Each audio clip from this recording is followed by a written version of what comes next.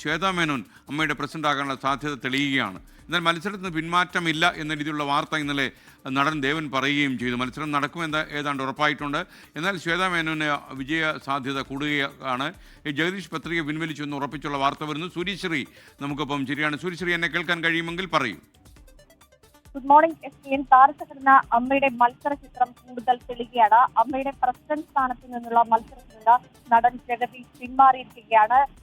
Nomination പത്രിക പിൻവലിക്കാനുള്ള അപേക്ഷ ഇന്നലെ തന്നെ ജഗദീഷ് നൽകിയിരുന്നു. ഇപ്പോൾ മത്സര ചിത്രം കൂടുതൽ വ്യക്തമാക്കുകയാണ്. ഇന്നാണ് അന്തിമ സ്ഥാനാർത്ഥി പട്ടിക ഇന്ന് പ്രസിദ്ധീകരിക്കും. ഇന്ന് 4 മണിയോടെയാണ് അമ്മ തെരഞ്ഞെടുപ്പിലെ ഏതൊക്കെ സ്ഥാനാർത്ഥികളാകും മത്സരിക്കുക എന്നുള്ള അന്തിമ സ്ഥാനാർത്ഥി പട്ടിക ഇന്ന് പ്രസിദ്ധീകരിക്കുക. ഏതായാലും നടൻ ജഗദീഷ് പ്രസിഡന്റ് സ്ഥാനത്ത് നിന്ന് പിന്മാറുമെന്നടക്കമുള്ള സൂചനകൾ കഴിഞ്ഞ ദിവസം തന്നെ വ്യക്തമായിരിക്കുന്നു. ഈ സാഹചര്യത്തിലാണ് ഇന്നലെ പിന്മാറാനുള്ള അപേക്ഷ നൽകുകയും പിന്മാറിയെന്നടക്കമുള്ള വാർത്തകൾ പുറത്തു വരുന്നത്.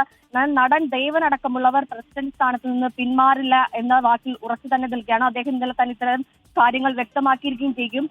ഏതായാലും ശ്വേതാ മേനോൻ, ദേവൻ എന്നിവർ ചേർന്നുള്ള മത്സരത്തിനായിരിക്കും കൂടുതൽ ശക്തിയേകുക. ഏതായാലും ഇന്ന് 4 മണിയോട് കൂടി തന്നെ ഇത്തരത്തിൽ അമ്മ താരസംഘടനയുടെ തലപ്പത്തേക്ക് ആരൊക്കെ തമ്മിലായിരിക്കും മത്സരം എന്ന കാര്യത്തിൽ കൂടുതൽ ചിത്രങ്ങൾ തെളിയുകയും അതുപോലെ തന്നെ ജനറൽ സെക്രട്ടറി സ്ഥാനത്തേക്ക് ആരോപണ വിധേയർ മത്സരിക്കരുതെന്നടക്കമുള്ള കാര്യങ്ങൾ തന്നെ പലരും വ്യക്തമാക്കിയിരുന്നു. ഏതായാലും ആര് മത്സരിക്കും എന്ന കാര്യത്തിലും ഇന്ന് തന്നെ ഒരു അന്തിമ ചിത്രം ഉണ്ടാകും.